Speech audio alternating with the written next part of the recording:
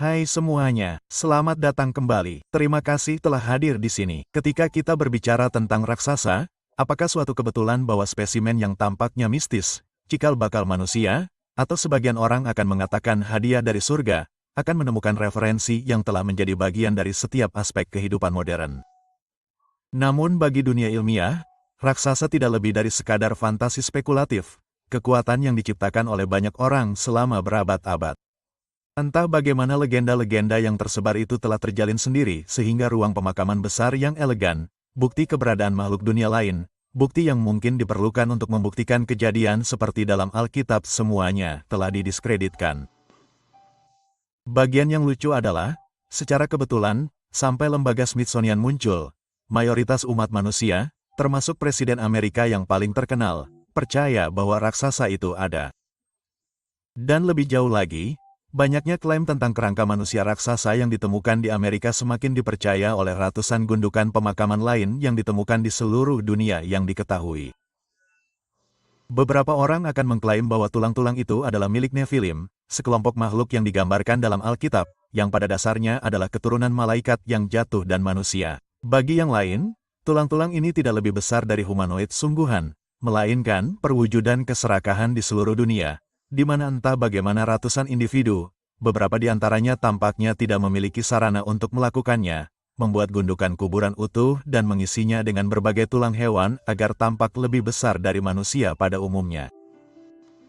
Kedengarannya mengerikan, bukan? Meskipun kita memiliki beberapa contoh terdokumentasi tentang kejadian ini, sebagian besar di Amerika pada abad ke-19, kita juga memiliki ratusan penggalian terdokumentasi dari gundukan kuburan yang belum tersentuh yang mengungkap banyak kerangka setinggi setidaknya 7 kaki. Yang membuat ini begitu menarik bagi saya adalah bahwa pada dasarnya 99% populasi percaya pada raksasa hingga kira-kira pertengahan abad ke-19. Saya mengatakan itu karena sebagian besar akademisi percaya pada raksasa hingga periode waktu ini dan kurangnya pendidikan yang beragam bagi sebagian besar orang di dunia membuat pemahaman mereka sangat terbatas.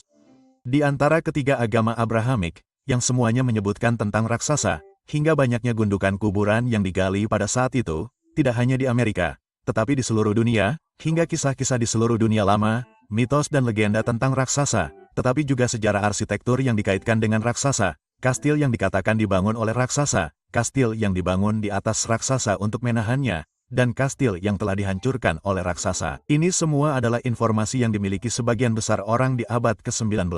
Dan saat kita menyelami video hari ini, kita akan mulai melihat kisah luar biasa tentang raksasa, beberapa di antaranya sensasional, yang membentuk pandangan masyarakat sepanjang tahun 1800-an. Kita akan mencoba menguraikan narasi yang diterima saat ini tentang raksasa sambil juga membahas teori-teori alternatif tentang keberadaan mereka serta memeriksa artikel berita dari abad ke-17, ke-18, ke-19, dan awal abad ke-20. Kita juga akan menyelami beberapa klaim aneh dan kita akan melihat secara menyeluruh beberapa tulang yang dikatakan telah ditemukan. Ini adalah video mendalam hari ini, yang akan memuaskan selera Anda yang telah meminta video yang lebih panjang. Jadi, mari kita langsung ke intinya. Pada dasarnya, komunitas ilmiah saat ini memberitahu kita bahwa orang Eropa tiba di Amerika dan menerima mitos pemukiman pra-Kolombia dari dunia lama, yang membingkai ulang penjajahan sebagai kelanjutan dari masa lalu primordial. Para pemukim menemukan benteng dan pekerjaan tanah yang rumit yang menurut narasi mengingatkan mereka akan nenek moyang Eropa mereka dan dengan demikian mereka mengembangkan teori bahwa pembangun gundukan itu berasal dari keturunan Keltik. Ini tampaknya merupakan penjualan yang sangat meremehkan apa yang sebenarnya terjadi. Misalnya, Suswana, yang sekarang menjadi kata yang tidak dikenali oleh perangkat saya, adalah sekelompok besar penduduk asli yang tinggal di sepanjang sungai Susquehanna dari New York, melalui Pennsylvania ke Maryland dan keluar di Teluk Chesapeake. Suku Susquehanna dikatakan telah menguasai seluruh wilayah ini dengan sedikit perlawanan dari kelompok luar. Suku Susquehanna pertama kali terbentuk setelah zaman es kecil di New York dan ketika kondisi membaik, mereka menuju ke selatan di sepanjang sungai yang sekarang menyandang nama mereka menuju Teluk Chesapeake. Menurut narasi mereka, suku Susquehanna mendirikan sebuah feri di Lancaster yang menyeberangi sungai Susquehanna yang lebarnya lebih dari 1 mil dan menciptakan kota besar berbenteng dan berpagar di tempat yang sekarang menjadi Lancaster pada tahun 1550. Pada tahun 6005, suku Susquehanna, yang berburu dan memancing di sepanjang sungai, tetapi menggunakan Lancaster sebagai markas mereka, menurut narasi ini, telah tumbuh lebih besar dari kota itu. Namun, hal ini mungkin disebabkan oleh kontak pertama dengan para pemukim Eropa. Pada tahun 6008, John Smith yang terkenal kejam bertemu dengan apa yang ia gambarkan sebagai 60 prajurit raksasa, semuanya tingginya setidaknya 2 meter, termasuk para wanita. Beberapa pria digambarkan tingginya lebih dari 2 meter, atau 6 kaki 6 inci. Mereka adalah suku Susquehanna. Mereka digambarkan tinggal di tempat tinggal berbenteng dan berpagar. Penggalian awal abad ke-20 di Lancaster mengungkap bahwa kota asal mereka memiliki sedikitnya 25 bangunan unik dengan ukuran yang signifikan. John Smith juga menggambarkan para prajurit Susquehanna memiliki baju zirah yang indah, bulu yang eksotis, kapak dan pisau yang unik, dan yang terpenting, persenjataan kuningan, yang tampaknya mereka peroleh dari Prancis. Sungguh suatu kebetulan. Kita memiliki apa yang digambarkan sebagai penduduk asli raksasa yang sudah memiliki persenjataan Eropa ketika pertama kali didokumentasikan oleh orang Eropa yang telah membangun bangunan berbenteng dan berpagar. Susquehanna ini pada dasarnya menjulang tinggi di atas para pemukim Eropa, setidaknya dari segi ukuran. John Smith menggambarkan kota berbenteng mereka di Lancaster memiliki banyak meriam. Lebih jauh lagi, dan ini yang paling menarik, suku Lape, yang menguasai sebagian besar sungai Delaware, termasuk Philadelphia, dikatakan telah dikalahkan oleh suku Susquehanna pada awal abad ke-17. Setelah banyaknya serangan brutal yang menghancurkan kota-kota Lape, sebuah kesepakatan dicapai pada tahun 1638 di mana Lape akan membayar upeti kepada Susquehanna untuk mempertahankan tanah mereka di Delaware. Jadi menurut narasinya, para raksasa atau Susquehanna menguasai hampir seluruh Pennsylvania pada abad ke-17 serta sebagian New York. Sementara itu, Susquehanna juga dipekerjakan oleh Inggris. Seperti yang diceritakan, setelah berdirinya Provinsi Maryland pada tahun 1634, Susquehanna membantu membangun beberapa permukiman awal. Susquehanna digambarkan sebagai pekerja yang tak kenal lelah. Setelah pertempuran tahun 1641 dengan kaum Jesuit, Susquehanna dicap sebagai musuh provinsi tersebut. Baca yang tersirat di sana. Selama 10 tahun, Susquehanna menghancurkan kam-kam Inggris sebelum akhirnya menyetujui pasal-pasal perdamaian dan persahabatan tahun 1652 antara Susquehanna dan Provinsi Maryland. Suku Susquehanna melepaskan klaim mereka atas wilayah di kedua sisi Teluk Chesapeake, tetapi menjadi pemasok perdagangan pribumi utama Inggris. Pada tahun 1660, suku Susquehanna bergabung dalam Perang Esopus pertama antara suku Lape dan Belanda, bertempur di pihak Belanda, yang berujung pada kemenangan cepat Belanda. Pada tahun 1661, suku Susquehanna telah bersatu dengan suku Oneida di New York, sehingga memperluas wilayah mereka. Pada tahun 1671, laporan Jesuit menyatakan bahwa sekelompok besar masyarakat adat yang bersatu, termasuk suku Seneca, bekerja sama dan menunggu para lelaki dewasa di kota Susquehanna pergi. Setelah semua lelaki dewasa meninggalkan kota Susquehanna, Seneca bersatu dan kelompok-kelompok pribumi lainnya berusaha menyerbu kota tersebut. Akan tetapi, anak-anak lelaki Susquehanna, yang semuanya dikatakan berusia sekitar 9 hingga 14 tahun, dapat dengan mudah mengalahkan penduduk asli lainnya yang dikatakan jumlahnya jauh lebih banyak.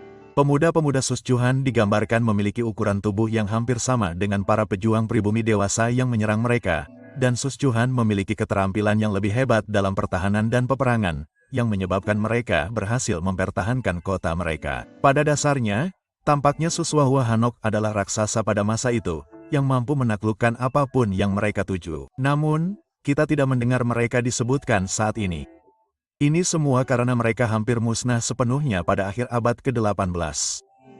Pada tahun 1675, Susquehanna ditipu untuk meninggalkan kota mereka di Pennsylvania dengan alasan tanah yang lebih baik di Maryland. Pada saat yang sama, 5 bangsa Iroquois bersatu dan diberi persenjataan Eropa oleh penjajah dengan tujuan untuk membasmi Susquehanna. Gubernur Maryland mendorong Susquehanna untuk menetap di air terjun besar yang hanya berjarak 10 mil dari tempat Washington DC berada saat ini. Apakah Anda mulai membaca yang tersirat? Ketika suku Susquehanna mulai bermukim di dan sekitar Great Falls, suku tersebut kemudian disalahkan atas serangan terhadap Inggris tanpa bukti apapun.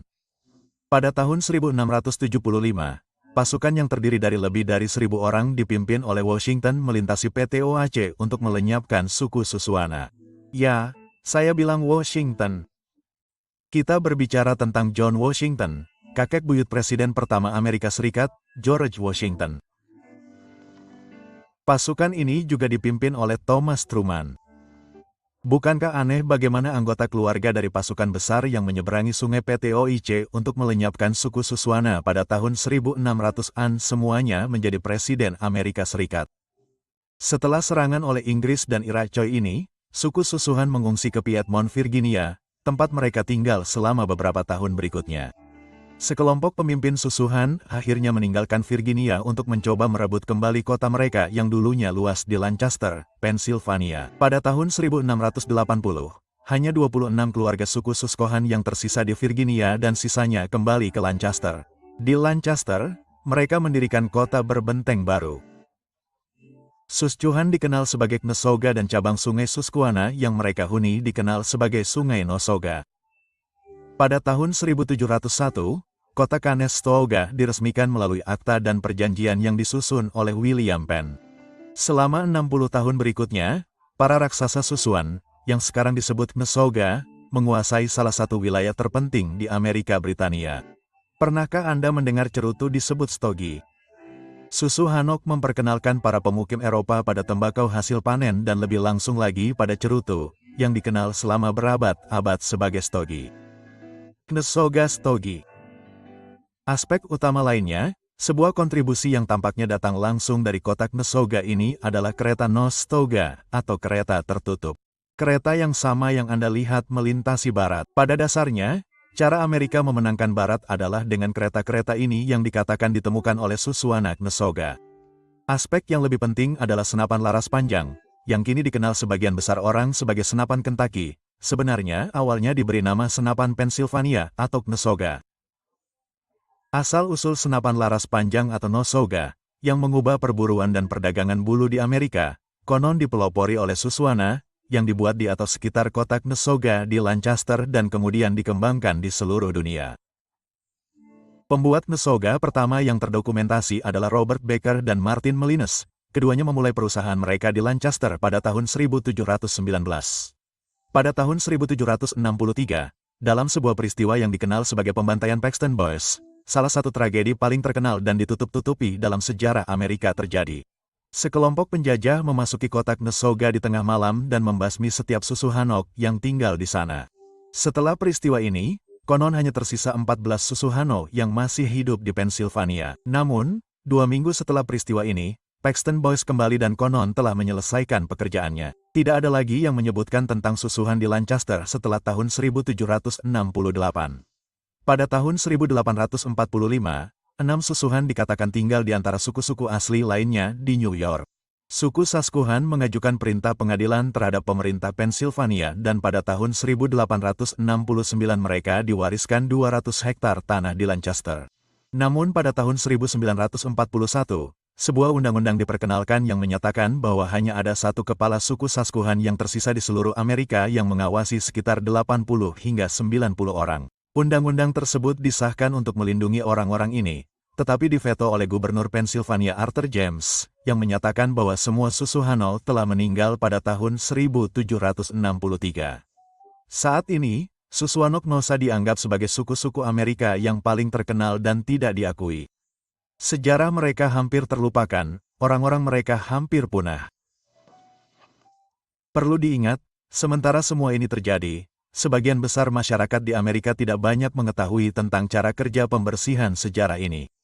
Lebih jauh lagi, saat sisa-sisa terakhir Susquehanna dan kelompok adat lainnya disingkirkan dari tanah mereka dan para pemukim mulai berdatangan, kita memiliki ratusan bahkan ribuan gundukan kuburan dan benteng serta benteng tanah lainnya yang ditemukan di seluruh negeri.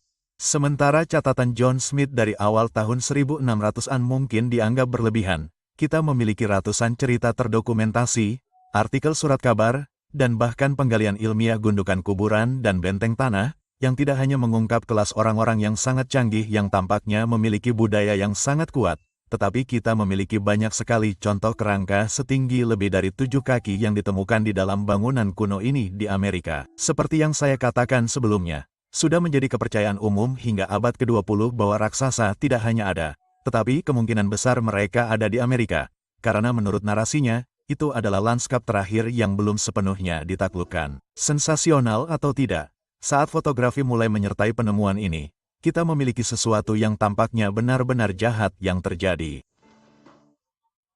Kita memiliki pendirian Institut Smithsonian yang pada dasarnya dibuat untuk menguasai penggalian dan penemuan yang ditemukan di Amerika.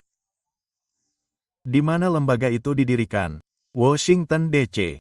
Hanya beberapa mil jauhnya dari tempat para raksasa keturunan susuhan dipaksa untuk tinggal. Kapan Smithsonian pertama kali dikembangkan? 1816 dan diresmikan oleh Piagam Kongres pada tahun 1818. Siapa saja anggota aslinya? Arsitek Gedung Capitol, Benjamin Latrobe, Arsitek William Thornton, serta Presiden Amerika John Quincy Adams, Andrew Jackson, James Madison, James Monroe, John Adams, dan Thomas Jefferson, serta Marquis de Lafayette. Pertanyaannya kemudian menjadi, apa sebenarnya yang diketahui para pria ini tentang artefak asli kuno? Dan itu menjadi lebih aneh. Piagam Smithsonian sebenarnya berakhir pada tahun 1838 dan seluruh museum dikatakan berada dalam ketidakpastian dengan ribuan artefak yang tidak terdokumentasikan. Kita diberitahu bahwa sebenarnya lembaga nasional yang dimulai pada tahun 1840 yang melanjutkan warisan asli Smithsonian. Tapi tunggu, ada Smithsonian saat ini. Bagaimana mungkin? Rupanya pada tahun 1829, ilmuwan Inggris James Smithson mewariskan kekayaannya kepada keponakannya Henry James Hungerford. Ketika Henry meninggal tanpa anak hanya 6 tahun kemudian pada tahun 1835, seluruh harta warisan diwariskan kepada pemerintah Amerika Serikat, yang diperkirakan bernilai ratusan ribu dolar. Kedoknya adalah kekayaan ini hanya akan diwariskan kepada Amerika jika mereka mendirikan sebuah lembaga yang berfokus pada arkeologi. Dan itu di Washington, D.C.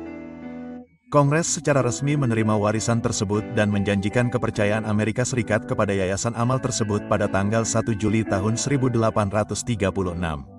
Smithson mewariskan lebih dari 500 ribu dolar yang setara dengan lebih dari 14 juta dolar saat ini kepada pemerintah Amerika Serikat. Namun, jika disesuaikan dengan PDB, warisan Smithson bisa lebih sebanding dengan 220 juta dolar saat ini. Smithson mewariskan uang ini dengan mandat yang agak samar bahwa uang itu digunakan untuk peningkatan dan penyebaran pengetahuan. Butuh waktu 6 tahun lagi setelah pendirian Institut Nasional pada tahun 1840 bagi Smithsonian Institution untuk secara resmi menjadi perwalian Amerika, investasi Amerika pada tanggal 10 Agustus tahun 1846. Menghubungkannya kembali dengan sejarah raksasa, kita memiliki barang antik Amerika yang sangat populer yang dirilis pada tahun 1833. Buku ini mengkristalisasi gagasan tentang ras manusia raksasa yang hilang. Buku ini merujuk pada raksasa yang disebutkan dalam kitab Kejadian dan mengklaim bahwa mereka menciptakan monumen-monumen Amerika Utara sebelum dimusnahkan. Sejak berdirinya Amerika pada tahun 1776, hampir semua orang Amerika yang menulis tentang sejarah menggunakan mitos ras pembuat gundukan setidaknya hingga awal tahun 1900-an. Pada tahun 1832, mumi besar setinggi 7 kaki dengan baju zirah bergaya Eropa yang disertai dengan peralatan logam, kulit pohon eksotis, dan mata panah besar ditemukan di Fall River, Massachusetts, dan diberi judul The Skeleton in Armor, dan ditulis secara mendalam oleh banyak cendekiawan, termasuk Henry Wadsworth Longfellow. Kerangka besar itu dipamerkan sebagai raksasa masa lalu hingga tahun 1843 ketika seluruh perpustakaan tempatnya berada hilang selama kebakaran besar. Di Amerika Utara, menurut narasi terkini, benteng dan gundukan tanah itu disamakan dengan yang ada di Amerika Selatan, yang juga berisi kerangka besar dan peralatan serta patung Eropa lainnya. Reruntuhan dan arsitektur Amerika Selatan kini dikaitkan dengan Toltecs, tetapi kita masih belum bisa memastikan apa yang sebenarnya terjadi di sini. Ratusan artikel surat kabar sepanjang abad ke-19 dan awal abad ke-20 menggambarkan penemuan kerangka raksasa, terkadang dengan ciri-ciri seperti tanduk, yang sering dikaitkan dengan Nephilim. Misalnya, kerangka besar yang digali di Tennessee berkeliling negara bagian sebagai spesimen ras yang hilang ini. Para pendeta, dokter, dan jurnalis mengonfirmasi bahwa itu adalah makhluk humanoid meskipun tingginya saat berdiri diperkirakan lebih dari 20 kaki. Sepanjang abad ke-19, Beberapa cendekiawan mengungkapkan keraguan tentang penggalian yang diduga sebagai raksasa, tetapi tidak banyak berdampak pada persepsi publik. Banyak pembaca yang menerima kerangka tersebut sebagai bukti sejarah Alkitab, melawan para ahli yang tidak populer, yang penemuannya merusak penafsiran harfiah Alkitab. Akan tetapi, sedikit yang dapat dijelaskan tentang ribuan kerangka yang digali dan bahkan lebih sedikit lagi yang dapat diuraikan tentang keberadaan kerangka-kerangka tersebut saat ini. Ketika kepercayaan mulai berubah, kita memiliki klaim yang belum terbukti bahwa Smithsonian Institution memiliki hak asuh atas banyak kerangka raksasa ini dan ini adalah kedok bagi pendirian organisasi tersebut. Ada juga teori yang mengatakan bahwa ribuan kerangka raksasa dibuang pada awal tahun 1900-an.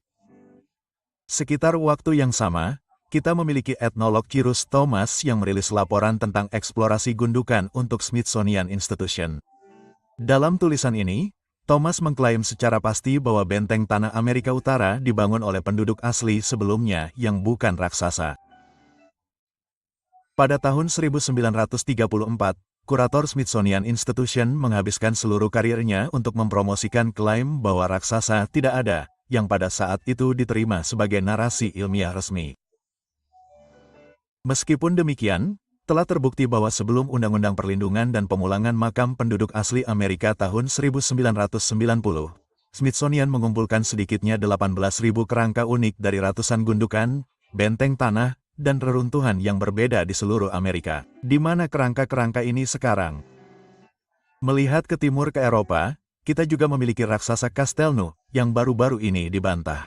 Hingga sekitar tahun 2022, raksasa Castellano, yang ditemukan pada tahun 1890 di Prancis, dianggap sebagai salah satu orang terbesar yang pernah ditemukan. Kerangka itu terdiri dari tulang paha, tulang kering, dan sebagian tulang ekor.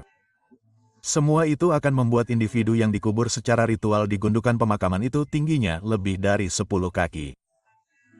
Namun, pada tahun 2022, tulang-tulang ini dibantah sebagai tulang beruang gua, yang entah mengapa dikubur dengan cara yang sama seperti prajurit berpangkat tinggi dari zaman Neolitikum. Apakah Anda melihat bagaimana keseluruhan narasi ini dari awal hingga akhir dapat dianggap sebagai penyangkalan yang masuk akal? Apakah raksasa hidup di bumi? Saya yakin begitu. Apakah raksasa ada bahkan beberapa ratus tahun yang lalu? Jika tahunnya 1900, menurut orang-orang sederhana seperti saya dan Anda, ya, raksasa memang ada. Namun, menurut akademisi modern, ini sama sekali tidak benar. Intinya, Smithsonian telah mengambil begitu banyak bukti, lebih dari 18.000 kerangka di Amerika sehingga mereka telah menghapus artefak dan bukti apapun dari bumi. Apakah kebenaran menunjukkan bahwa raksasa itu nyata atau membuktikan sebaliknya? Kita hanya memiliki sedikit hal untuk dijadikan dasar selain perkataan para cendekiawan kaya dan presiden yang licik di abad ke-19. Pada saat yang sama, apa alasannya untuk menutupi begitu banyak sejarah untuk menyembunyikan artefak dan kerangka serta bukti yang ditemukan? Mengapa gundukan-gundukan ini digali, lalu ditutup, lalu dibangun di atasnya? Mengapa kita memiliki seluruh populasi yang diduga sebagai raksasa? Suswana yang dipaksa menjadi lebih dari sekadar mitos. Saya akan mengakhiri video ini dengan kutipan dari pidato Abraham Lincoln di air terjun Niagara pada tahun 1848. Dan saya kutip, ini mengingatkan kita pada masa lalu yang tak terbatas ketika Columbus pertama kali mencari benua ini, ketika Kristus menderita di kayu salib, ketika Musa memimpin Israel melalui Laut Merah. Bahkan ketika Adam pertama kali lahir dari tangan penciptanya, dulu dan sekarang, air terjun Niagara meraung di sini. Mata spesies raksasa yang telah punah yang tulang-tulangnya memenuhi gundukan-gundukan Amerika telah menatap air terjun Niagara seperti mata kita sekarang. Sezaman dengan seluruh ras manusia dan lebih tua dari manusia pertama, air terjun Niagara kuat dan segar hari ini seperti 10.000 tahun yang lalu. Akhir kutipan.